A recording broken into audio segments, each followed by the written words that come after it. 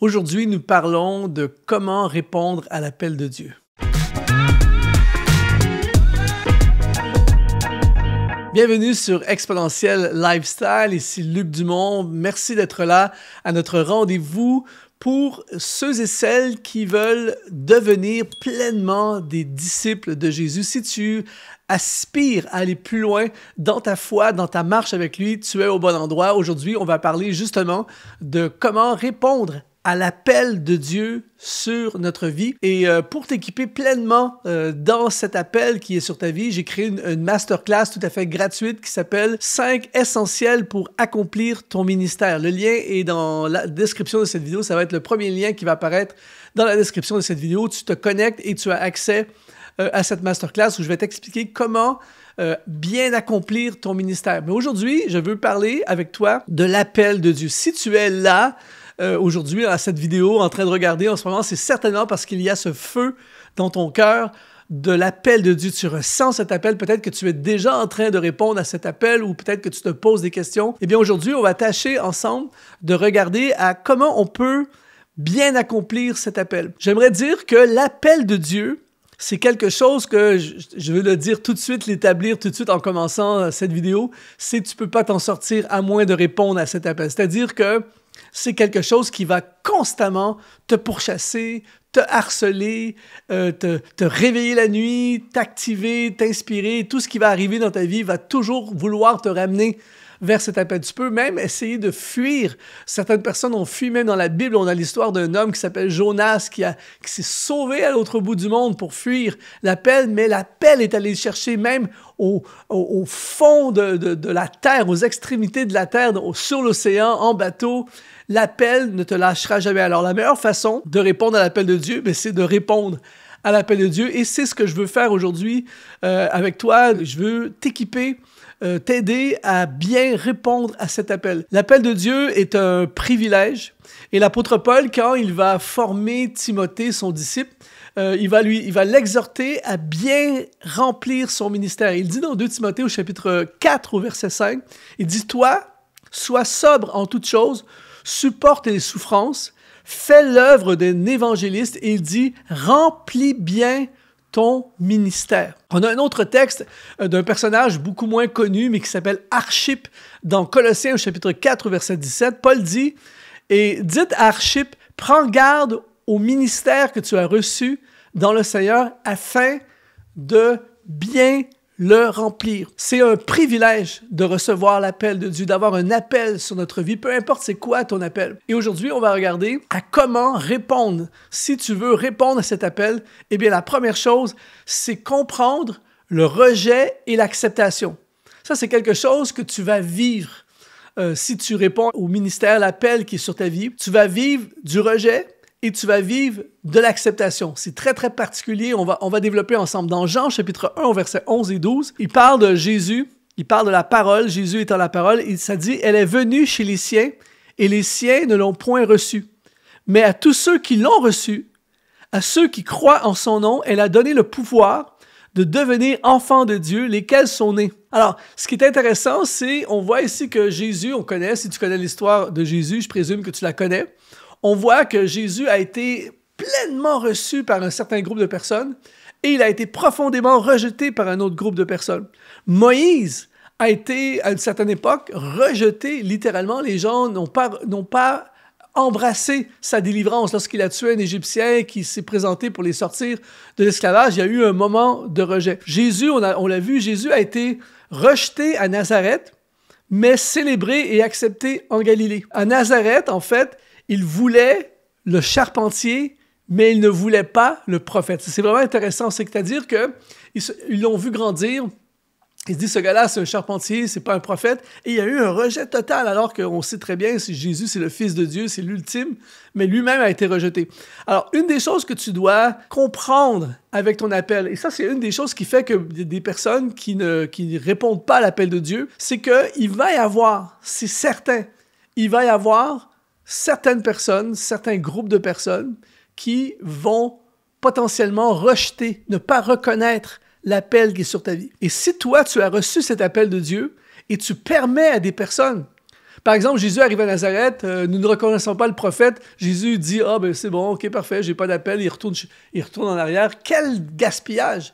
Si Moïse, si tous les personnages de la Bible qui ont vécu des rejets, l'apôtre Paul, tout ça, avaient laissé l'opinion de certaines personnes, de ceux qui les rejettent, définir leur appel, eh bien, ils auraient passé à côté de ce que Dieu avait pour eux. Alors, en fait, l'idée, c'est que tu ne devrais jamais te casser la tête avec ceux qui te rejettent. Tu devrais, à la place, mettre toute ton énergie à trouver ceux qui veulent ton ministère. Et ça a été pour moi une révélation complète dans ma vie. Ça a shifté complètement mon ministère à une certaine époque. Ça a complètement changé ma façon et tout. Lorsque j'ai compris que je suis appelé à rejoindre ceux envers qui je suis appelé à rejoindre. Je suis appelé, Dieu m'appelle à un certain groupe de personnes. Et ma mission, c'est de tout libérer, de tout faire ce qui est possible pour édifier, bénir, contribuer, me donner 500% à ce groupe de personnes à qui je suis appelé. Et pour les autres, je suis désolé, ceux qui te rejettent, ceux qui t'aiment pas, ceux qui t'approuvent pas, ceux qui sont pas avec toi, ceux qui sont même contre toi. L'idée, ce n'est pas de les combattre ou d'être frustré contre eux. Mets toute ton énergie. En fait, quand tu mets toute ton énergie sur ceux à qui Dieu t'appelle, ceux qui t'acceptent, ceux qui embrassent ton ministère, ce que tu as reçu, tu n'as plus d'énergie ni de temps à donner à ceux qui te rejettent. Alors aujourd'hui, comprends, si tu veux bien répondre à l'appel de Dieu, trouve, entre guillemets, ta tribu. Trouve les personnes que Dieu t'appelle à rejoindre. Trouve les personnes qui veulent ce que tu as à offrir, ceux qui veulent ton message, ceux qui veulent ta musique, ceux qui veulent ton travail, ceux qui veulent tes dons, ceux qui célèbrent qui tu es et ce que tu fais. Et quand tu t'investis dans ces personnes-là, ton appel est littéralement exponentialisé. Alors que quand tu essaies de convaincre ceux qui te rejettent, alors que tu passes ton temps avec des gens qui ne te veulent pas vraiment, eh bien, c'est pénible et c'est ça qui fait que beaucoup de gens finissent par abandonner, lâcher tout ça, alors qu'il y a un groupe de personnes que Dieu t'a créé pour les atteindre. Écoute bien ceci, parfois, cette personne ou ce groupe de personnes se retrouve au milieu de personnes qui te rejettent. C'est pour ça qu'il est important de ne pas être effrayé par ceux qui te rejettent, parce que parfois, il faut passer par cette route pour rejoindre ceux que Dieu nous appelle à atteindre. Mais ultimement, ta mission pour bien répondre à ton appel, c'est de te consacrer à ceux qui acceptent ton ministère. Donc ça, c'est la première chose. La deuxième chose pour bien accomplir ton appel, pour bien répondre à ton appel, c'est de suivre tes aspirations.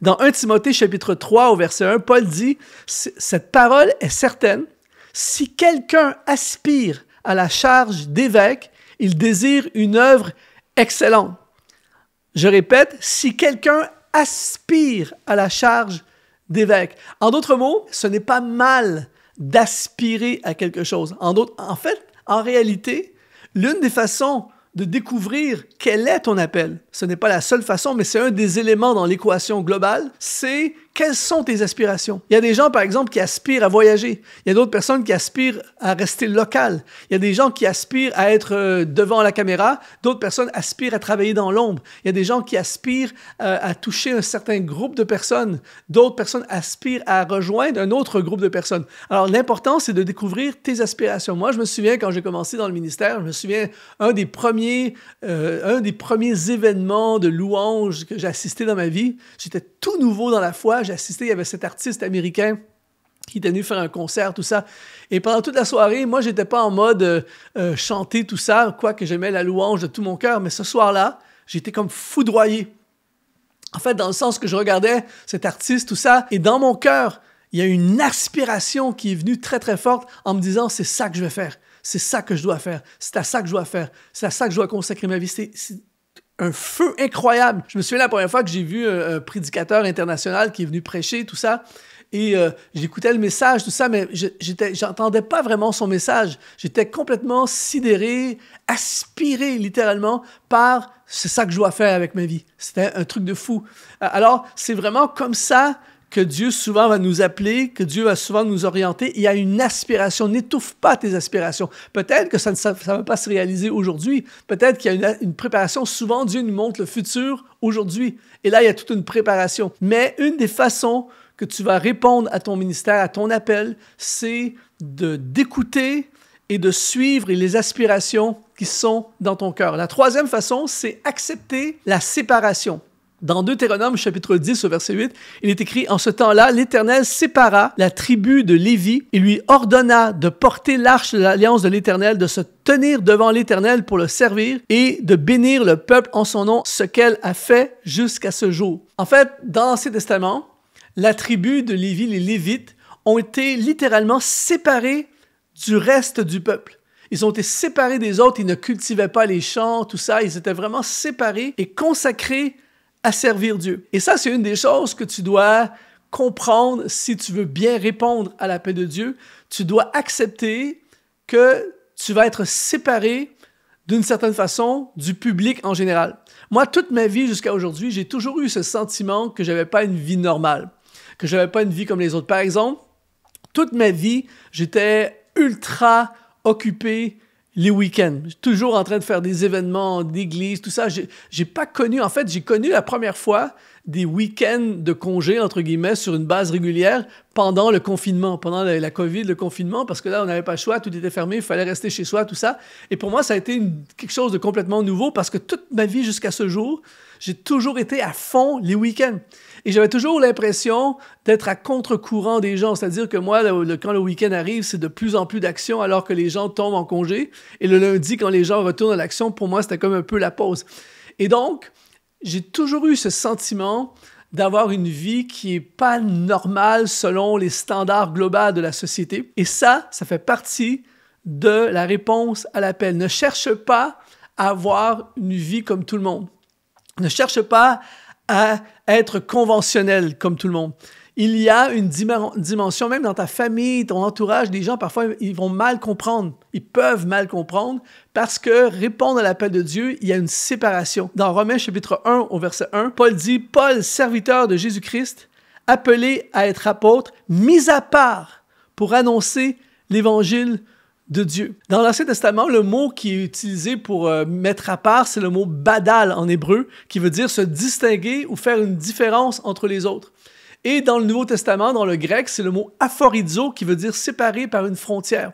C'est pour ça que dans Actes chapitre 13 au verset 2, ça dit « Pendant qu'ils servaient le Seigneur dans leur ministère et qu'ils jeûnaient, le Saint-Esprit dit « Mettez-moi à part, Barnabas et Saul, pour l'œuvre à laquelle je les ai appelés, aphorizo, séparés. » Et en fait, ils ont été séparés de l'église d'Antioche pour partir en mission dans les nations. L'appel amène un aphorizo dans ta vie, amène une séparation dans ta vie. Donc ça, c'est la troisième chose qui va te permettre de répondre à l'appel de Dieu. Et finalement, la quatrième chose qui va te permettre de bien répondre à l'appel de Dieu, c'est obéir à ton appel spécifique.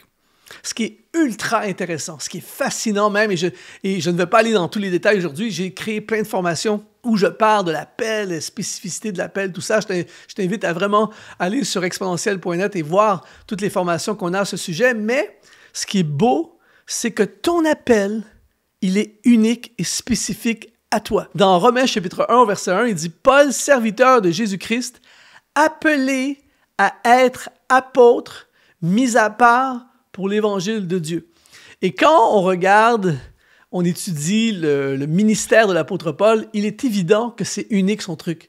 Il n'y a personne qui a fait ce que l'apôtre Paul a fait. C'est la même chose pour toi, c'est la même chose pour moi. Je connais personne qui fait ce que je fais.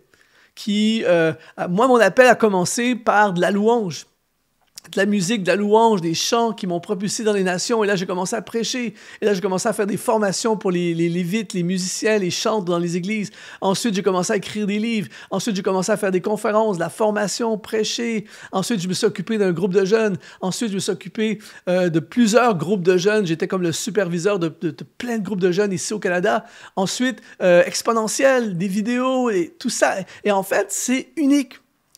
C'est mon appel. Et ce qui est magnifique, c'est que toi aussi, tu as un appel spécifique. Et en fait, l'idée, c'est que tu dois, pour bien répondre à l'appel de Dieu, deviens toi. Deviens ce que tu es. Libère tout ce qui est en toi. S'il y a de la musique, tu libères de la musique. S'il y a de la créativité, tu libères. S'il y a des messages, s'il y a des livres, s'il y a une œuvre sociale, un truc pour les pauvres, un truc pour les enfants, peu importe, c'est quoi? L'idée, ce n'est pas de reproduire le ministère d'un autre, ce n'est pas de faire comme les autres. L'idée, c'est de répondre à ce que Dieu te demande de faire. L'une des grandes erreurs qu'on a fait dans l'œuvre de Dieu francophone, c'est toutes les personnes qui avaient à cœur de servir Dieu et qui voulaient gagner leur vie à servir Dieu. On a fait d'eux des pasteurs. Et là, tu t'es retrouvé avec plein de leaders d'église, de pasteurs entre guillemets, qui ne sont pas des pasteurs. Ce n'est pas leur appel. Mais parce qu'ils veulent servir Dieu et avoir une rémunération, plusieurs sont devenus des pasteurs. Mais c'est pour ça qu'ils ne sont pas bien, parce que ce n'est pas leur appel. Alors ne cherche pas, écoute bien ceci, ne cherche pas un salaire. Ne cherche pas un salaire. J'aime cette phrase, cette citation de Miles Monroe. Il a toujours dit « Cherche ta voie et ensuite cherche le moyen de financer ta voie. » La priorité, c'est « Quel est mon appel? » Libère ton appel, entre dans ton appel, deviens tout ce que Dieu t'appelle à devenir et ne t'inquiète pas, il y aura en cours de route des provisions pour accomplir cet appel. D'ailleurs, c'est pour ça que j'ai créé la formation 12 étapes pour lancer ton ministère cette année. Je vais laisser le lien dans la description de la vidéo si jamais ça t'intéresse. Je vais même laisser un rabais de 50% unique à cette vidéo parce que tu vas regarder cette vidéo. Et en fait, c'est 12 étapes pour lancer ton ministère cette année et j'en parle, j'explique en détail, module au complet là-dessus, sur comment l'appel fonctionne, comment ça fonctionne. Et l'idée, c'est de simplement devenir ce que Dieu t'appelle à devenir, obéir, je dis bien obéir à ton appel spécifique. Ton appel est fait sur mesure pour toi, qui prend en considération tout ce que tu es, ton historique de vie, tes aptitudes, tes talents, tes intérêts, tout ça est pris en considération et il y a un appel qui est fait sur mesure. Alors, si tu veux bien répondre à l'appel de Dieu sur ta vie, eh bien, c'est simple, tu deviens cette personne. Comprendre le rejet et l'acceptation, étape numéro 1. Suivre tes aspirations, étape numéro 2. Accepter la séparation, étape numéro 3. Et quatrièmement, obéir à ton appel spécifique. Donc, si tu veux aller encore plus loin, eh bien, je t'encourage deux choses. Soit que tu vas sur la formation ou bien tu vas sur la masterclass tout à fait gratuite qui s'appelle 5 essentiels pour accomplir ton ministère. Je laisse le lien, ça va être le premier lien qui apparaît dans la description de cette vidéo. Notre objectif à Exponentiel, c'est de tout faire pour que tu puisses réaliser l'appel qui est sur ta vie. Alors ici, Luc Dumont, ça a été un honneur, sois exponentialisé.